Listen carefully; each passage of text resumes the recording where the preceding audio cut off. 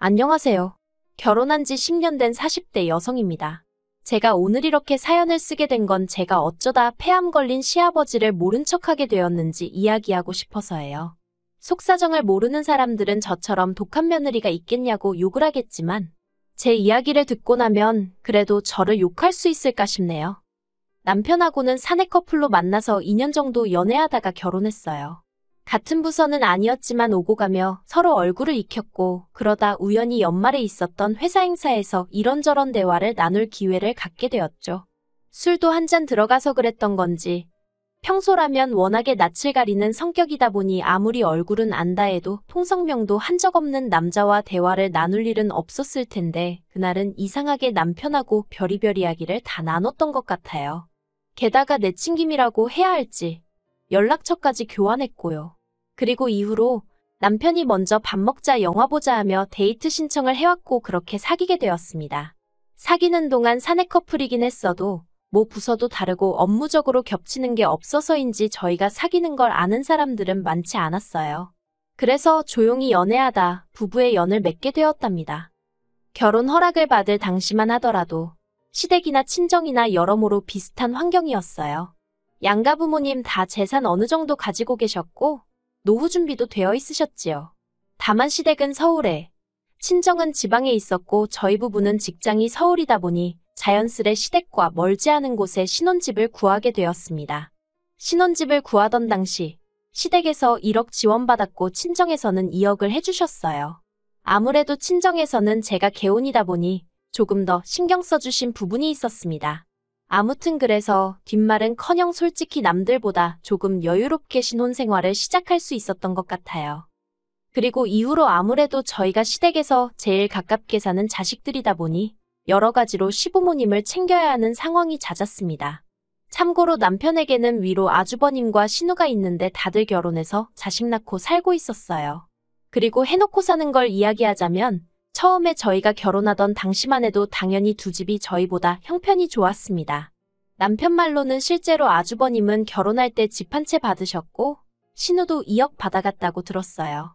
하지만 시부모님 재산이고 제가 없을 때 있던 일인데 왜 당신은 1억만 해주시는 거냐고 묻기도 그렇잖아요. 그래서 시댁도 아주버님은 개혼이었고 신우는 있는 집으로 시집을 가다 보니 특별히 더 신경을 써주셨나 보다 생각하고 크게 의미를 두지는 않았습니다. 솔직히 그런 거 하나하나 의미 부여하기 시작하면 제가 뭘 어떻게 바꿀 수 있는 상황도 아닌데 제 속만 쓰린 거 아니겠어요. 아무튼 그런데 이렇게 살다 보니까 아무리 부모가 한미천해줘도 자식들이 어떻게 쓰느냐에 따라 결과물이 달라지더라고요. 아주버님네도 그랬습니다. 처음에 해준 집을 잘 가지고 계셨더라면 솔직히 몇 억은 버셨을 거예요.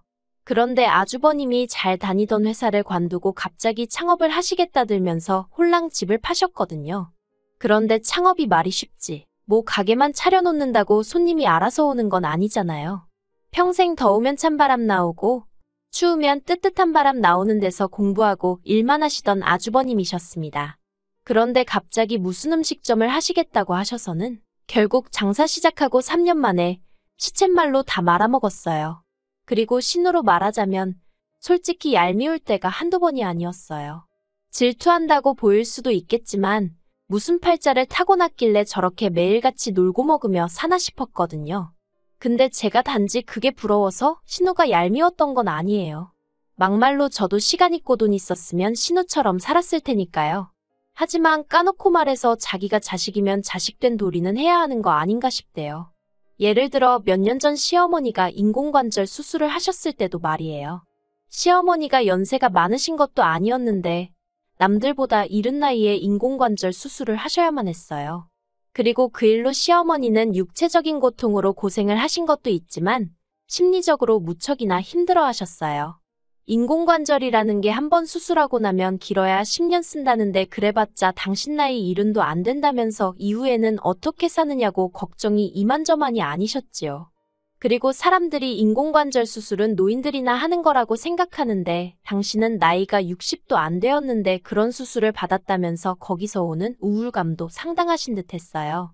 그런데 신우는 단지 자기가 시댁에서 2시간 거리에 산다는 이유로 수술 때도 그렇고 거의 얼굴을 비추는 법이 없었습니다. 하지만 2시간 거리에 있는 친정에는 안 와보더라도 10시간 거리의 미국에는 잘만 가더라고요. 물론 제가 그런 신우 대신 혼자 시어머니를 돌본 게 억울해서 이런 소리를 한다고 생각하는 사람들도 있을 겁니다. 그리고 솔직히 저도 사람인데 가끔은 혼자 시어머니 비위 맞추고 상대해드리는 일이 버겁게 느껴지던 때도 있었으니 그 말이 완전히 틀렸다고 할 수는 없겠네요. 하지만 그래도 저는 저희 친정어머니도 워낙에 할머니를 지극히 모시는 걸 10여 년 가까이 옆에서 보며 자랐기 때문에 며느리로서 응당해야 할 일이라고 생각했어요. 그리고 실제로 시어머니가 저한테 매번 고맙다, 너밖에 없다, 너만한 며느리가 세상에 있겠느냐, 그런 말씀을 자주 해주셨거든요. 왜 사람이 말 한마디로 천냥빚 갚는다고 하잖아요. 제 기분이 딱 그랬어요. 이따금씩 힘들고 지치더라도 시어머니가 그런 말씀을 해주시면 그래, 내가 잘하고 있는 거구나. 그래, 남들이 어떻게 하건 그게 무슨 상관이냐. 나는 내 알도리만 잘하자, 그렇게 생각했지요. 그리고 무엇보다도 남편 또한 이런 저에게 무척이나 고마워했습니다.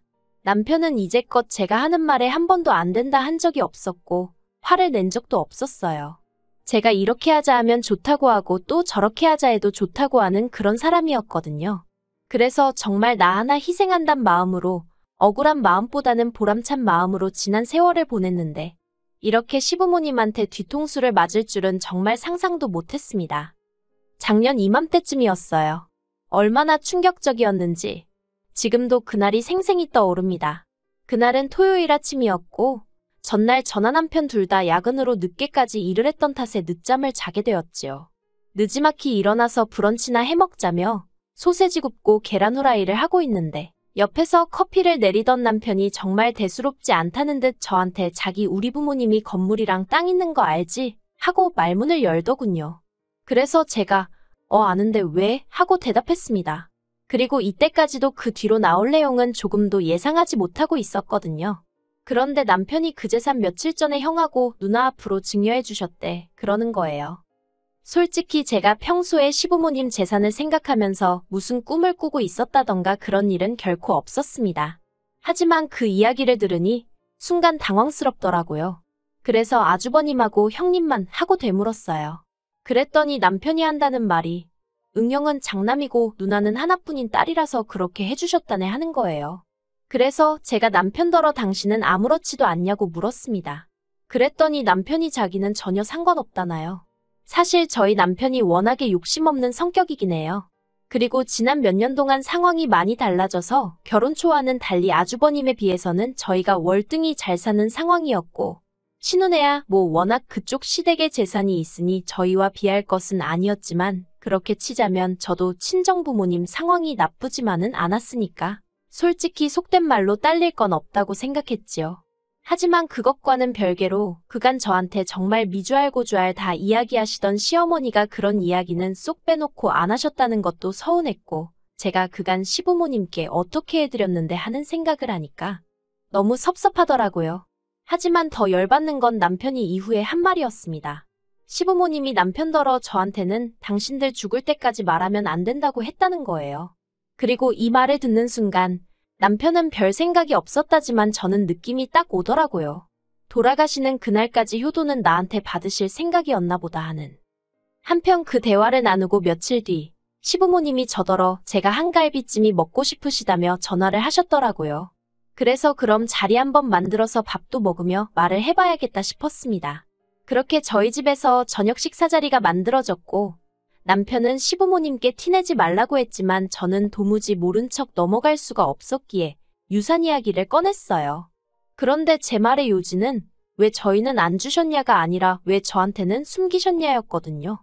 솔직히 저한테 남편한테 말씀하셨듯이 아주버님은 장남이고 신우는 하나뿐인 딸이라서 그렇게 챙겨주고 싶다 하셨으면 서운하긴 했겠지만 제가 안 된다고 하진 않았을 거예요. 말 그대로 그 재산은 시부모님 재산이니 제가 이렇게 저렇게 하시라고 말할 주제가 못 되잖아요. 그렇지만 그래도 저한테도 이야기를 해주셨으면 좋았을 것 같다고 말은 해야겠다 싶대요. 그래서 시부모님께 제 생각을 조심스레 전했습니다. 그런데 시부모님의 결론은 며느리는 며느리일 뿐인데 왜 시댁 재산에 관심을 갖느냐였어요. 며느리는 피를 나눈 가족은 아니지 않냐. 그러니 유산상 속에 있어서는 며느리는 나설 자격이 안 된다나요. 그리고는 저더러 하시는 말씀이 서운해하는 것도 말이 안 되는 거라면서 저더러 이상한데 관심 갖지 말고 할도리만 잘하면 된다는데 요즘 말로 현타라고 하죠? 그게 정말 딱 오더라고요. 누구한테 뒤통수 한 대를 세게 맞은 듯 정신이 드는 느낌이었습니다. 그래서 그날 정말 식사를 코로 한 건지 입으로 한 건지도 모르게 하고 시부모님이 집에 가신 이후로 남편에게 당신도 들었지 않냐며 나는 완전한 의미의 가족은 아니니 앞으로 그렇게 알고 살겠다 했어요. 나는 며느리로서 이 집에서 권리는 없고 의미만 있는가 본데 그런 역할은 못한다고요. 그러자 남편이 저 좋을 대로 하랍니다. 자기가 어떻게 하라고 강요하고 싶은 생각은 없다면서 오히려 자기가 생각이 짧았던 것 같다고 미안하다고 하더라고요. 그리고 그때부터 시부모님께 아무것도 해드리지 않았습니다. 여기서 말하는 건 안부 전화는 기본이고 명절이나 시부모님 생신 같은 날을 챙겨드리는 거 전부 다 포함이에요. 그냥 까놓고 말해서 나한테 시부모님은 없는 분들이다 나한테 시댁은 없다 생각하고 살다시피 했지요. 그런데 지난달 초에 남편이 시아버지가 폐암2기라는 진단을 받으셨단 소식을 전하더라고요. 그래서 제가 남편더러 고생하시겠네 했어요. 그랬더니 남편도 그러니까 말이야 하고는 말더라고요.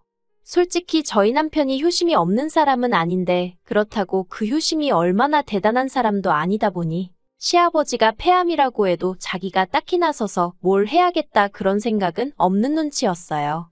그냥 말 그대로 우리 아버지 어떡하냐 고생하시겠다 이 정도였달까요. 그리고 원래대로라면 제가 오히려 나서서 시부모님 찾아뵙고 앞으로 이렇게 해야겠다 저렇게 하셔라 하고 한마디로 5만 가지를 챙기려 들었겠지요. 하지만 저는 더 이상 그렇게 할 생각이 없었기 때문에 그냥 건강 잘 챙기시라고 해 한마디 하고 말았습니다. 그런데 이후에 일어난 일들은 정말 황당하기 짝이 없었어요. 시아버지 폐암 소식 이후로 남편이 제가 묻지도 않았는데 또다시 시부모님한테 연락이 왔었다며 이야기를 꺼내더군요. 시부모님께서 남편더러 저한테 시아버지 소식을 전한 게 맞느냐며 제 반응을 무척이나 궁금해하시더랍니다. 그리고 저희 남편은 딱히 없는 소리를 꾸며내는 타입도 아니다 보니 제가 보인 반응 그대로 전했다대요. 시부모님은 제 어떤 반응을 기대하셨던 걸까요? 확실한 건 제가 보인 반응이 시부모님의 기대치와는 많이 달랐던 모양입니다. 그러니 연락도 없이 저희 집에 찾아오셨던 거겠지요. 예상치 못한 방문이었지만 그래도 문 밖에 서 계시게 할 수도 그렇다고 그대로 돌려보낼 수도 없어서 일단 현관을 열어드렸습니다. 그리고 어이없게도 시어머니는 저를 보자마자 눈물을 보이시면서 제 손을 잡으시더니 당신이 다 잘못했다면서 아주버님하고 신우하고 이야기를 해봤다고 그러면서 저희 몫으로 2억을 주기로 하셨다네요. 그리고는 덧붙이시기를 이제 이 돈 받고 마음 풀라면서 예전처럼 잘 지내고 싶다 하셨는데 솔직히 마음이 풀어지기는커녕 짜증이 나더라고요. 막말로 2억 받고 시아버지 병수발이나 들라는 소리를 하러 오신 게 눈에 뻔히 보였으니까요. 그래서 제가 2억을 주신다는 게 저한테 주신다는 것도 아니고 저희 남편한테 증여해 주시는 거 아니냐 그러면 남편하고 이야기하시면 되지 왜 저한테 이러시냐 했어요. 어머님 말씀대로 피 한 방울 안 섞였는데 저한테 이런 이야기 하시는 이유가 뭐냐고요. 그리고는 남편도 옆에서 시부모님더러 그러게 왜 이 사람한테 그러냐고 한마디 덧붙이대요. 형하고 누나만 줘도 이해할 땐 언제고 이제 와서 왜 나한테도 준다고 하는 거냐면서 나는 그 돈 안 받아도 상관없어 그러는데 솔직히 남편이 눈치가 없어서 그렇지 사람이 겉과 속이 똑같거든요. 그리고 남편이 그렇게 나가니까 시부모님도 더는 당신들 속내를 어떻게 포장할 방법이 없으셨던 모양입니다. 저희더러 그래서 아픈 시아버지를 계속 모른 척 할 참이냐고 따지듯 물어오셨으니까요. 그래서 제가 아주버님하고 신우는 도대체 뭐하냐고 되물었어요. 저는 이때까지 할 만큼 한 것 같은데 그래도 가족도 아니라고 하는데 제가 뭐 한다고 병수발을 들겠냐고요. 그리고는 남편더러 배웅 잘 애들이라 한마디 하고 안방으로 들어가 버렸습니다. 그리고 그날 이후로 시댁하고는 정말 완전히 발길을 끊었습니다. 물론 남편도 그런 것은 아니고 저만요. 남편은 종종 시댁에 일이 있으면 가기도 하고 묻지 않은 쓸데없는 소식도 전하고 그런 식이에요. 보아하니 아주버님이랑 신우가 남편한테 네 마누라 마음 좀 달래보라며 어지간히 달달 볶는 모양입니다. 하지만 저희 남편은 그러면 직접들 하던가 왜 나한테 그러냐고 버티고 있다대요.